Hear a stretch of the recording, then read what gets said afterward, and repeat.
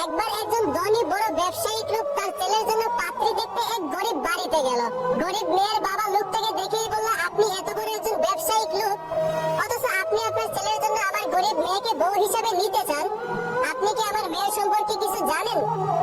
ছেলের বাবা তখন বলল, আপনার মেয়ের সম্পর্কে আমি তেমন কিছু জানি না, আমি শুধু এইটুকু জানি যে আপনার মেয়েটা অনেক দিনদার। মেয়ের বাবা বলল, আপনি এত বড় লোক একজন মানুষ, আপনার ছেলের জন্য আপনি আমার মেয়েকে বউ হিসেবে পছন্দ করেছেন, অথচ আমার মেয়ের সম্পর্কে আপনি কিছুই জানেন না। আপনি কি জানেন যে আমার মেয়ে কানে শুনে না? এইটা শুনে ছেলের বাবা বলল, তাতে আমাদের কোনো সমস্যা নাই। মেয়ের বাবা তখন বলল, আমার মেয়ে কিন্তু কথা বলতেও জানে না। ছেলের বাবা তখন বলল, তাতেও আমাদের কোনো সমস্যা নাই। মেয়ের বাবা আবারও বলল, আমার মেয়ে কিন্তু চোখেও দেখে না। ছেলের বাবা তখন বলল, তাতেও আমাদের কোনো সমস্যা নাই। ছেলের বাবা রাজি হয়ে যায়, সাথে সাথে ছেলেও রাজি হয়ে যায় মেয়েকে বিয়ে করার জন্য। এইভাবেই তাদের পারিবারিক ভাবে বিয়ে হয়ে যায়। বিয়ের কাজ সম্পূর্ণ হয়ে যাওয়ার পর মেয়েটা তার শ্বশুর বাড়িতে বাসর ঘরে একা একা বসে আছে। কিছুক্ষণ পর ছেলেটা দরজা খুলে বাসর ঘরে ঢুকলো। ছেলেটা বাসর ঘরে ঢুকা মাত্রই মেয়েটি দৌড়ে এসে তার স্বামীকে সালাম করলো। ছেলেটা সাথে সাথে অবাক হয়ে গেল। সে ভাবতে লাগলো, মেয়েটার বাবা তো বলেছিল মেয়েটা চোখে দেখে না, তাহলে সে আমাকে দেখে কিভাবে এসে সালাম করলো?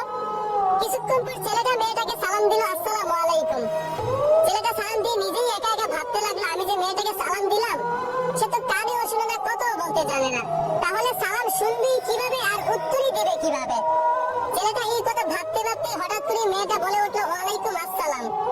ছেলেটা তখন সাথে সাথে আরো অবাক হয়ে ভাবতে লাগলো, মেয়েটার বাবা তো বলেছিল মেয়েটা চোখে দেখতে পারে না, কথা বলতে পারে না, কানেও শুনে না, কিন্তু এখন তো দেখতেছি মেয়েটা কানেও শুনে, কথা বলতেও পারে, আবার চোখেও দেখে।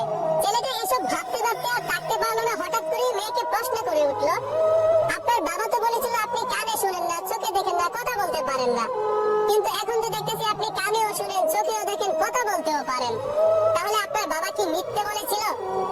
মেয়েটা তখন মুস্কি হেসে বলতে লাগলো, হ্যাঁ, আমি কানেও শুনি, চোখেও দেখি এবং কথা বলতেও পারি। আর আমার বাবা কেন বলেছিল আমি কানে শুনি না জানেন?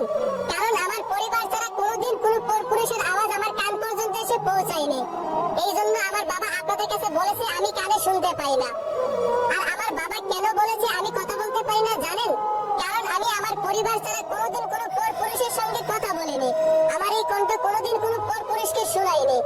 এই জন্য বাবা আপনাদের কাছে বলেছে যে আমি বুবা। আর আমার বাবা কেন বলেছে আমি চোখে দেখতে পাই না জানেন? কারণ আমি কোনোদিন আজ পর্যন্ত বেপরদায় রাস্তাঘাটে বের হয়ে কোনো পরপুরুষকে দেখি নাই এবং আমার সৌন্দর্য দেখাই নাই। এই জন্য আমার বাবা আপনাদের কাছে বলেছে যে আমি চোখে দেখতে পাই না। আর এই জন্যই আমার বাবা চেয়েছে যেন আমাকে কোনো এক আদর্শবান ছেলের হাতে তুলে দিতে, যেন যে আমাকে বিয়ে করে সে যেন আমার রূপ আর গুণ থেকে বিয়ে করে না, বরং আমার দিনদারিতা দেখে বিয়ে করে। তাই বাবা আপনাদের কাছে এই কথাগুলো বলেছিলেন, আর আপনারাও আমার দিনদারিতা দেখে আমাকে পছন্দ করেছেন, আমার রূপ আর গুণ দেখে নয়। তো এই গল্প থেকে আমরা দুইটা শিক্ষা স্পষ্টভাবে পাই। মেয়েদের পর্দা কখনো মেয়েদের সম্মান নষ্ট করে না, মেয়েদের পর্দা কখনো মেয়েদেরকে ঠকায় না, বরং মেয়েদের পর্দায় মেয়েদেরকে এক আদর্শবান স্বামী মিলিয়ে দেয়। আর ছেলেরা কখনো দিনদারিতা দেখে বিয়ে করলে ঠকে না, বরং রূপ গুণ সৌন্দর্য সব দিকেই তারা জিতে যায়। আশা করি আমি আপনাদেরকে এই গল্পের মাধ্যমে কি বোঝাতে চাইছি আপনারা বুঝতে পারছেন। বুঝে থাকলে ধন্যবাদ।